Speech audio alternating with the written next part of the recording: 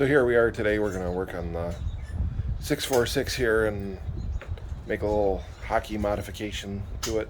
I'm going to take the tilt off and relocate the computer, try and find somewhere that'll be cooler for it to run. These chairs do tend to overheat when you're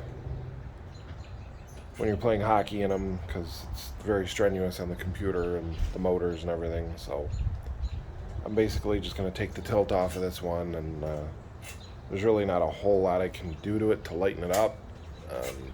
The last chair I did was a Quickie QM710, I think it was, and that thing had a tilt on it and a seat elevator and elevating leg rests.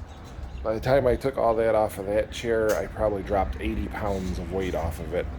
And then we relocated the computer on that one as well, so that it was in a spot where it would get airflow to cool while they were playing hockey in it. So that'll be the general idea with this one, is just move everything out, get the computer up somewhere where it can breathe, and take the tilt off, lose as much weight as possible. But like I said, this one really doesn't.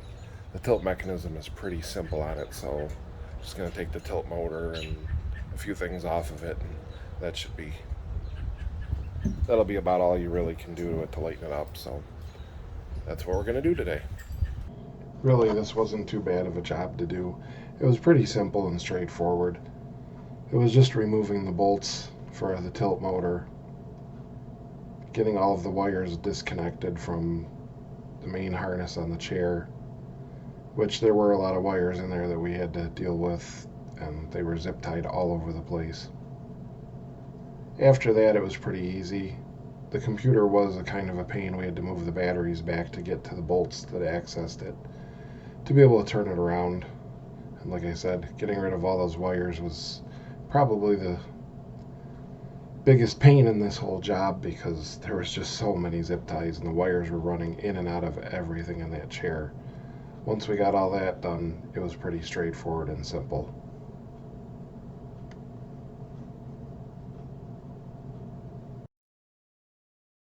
So that was probably the easiest tear down of a wheelchair in the history of man.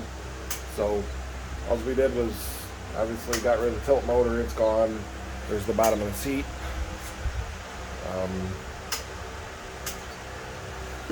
Turn the computer around.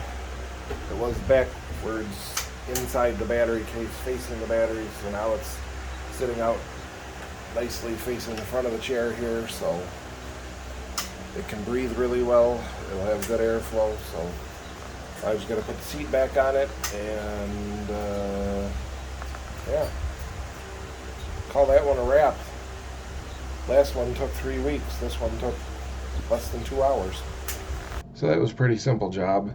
Here we're just putting back the shroud, and then we put the seat back in, lined up the tilt into the tracks, and realigned the tilt bars, put everything back together.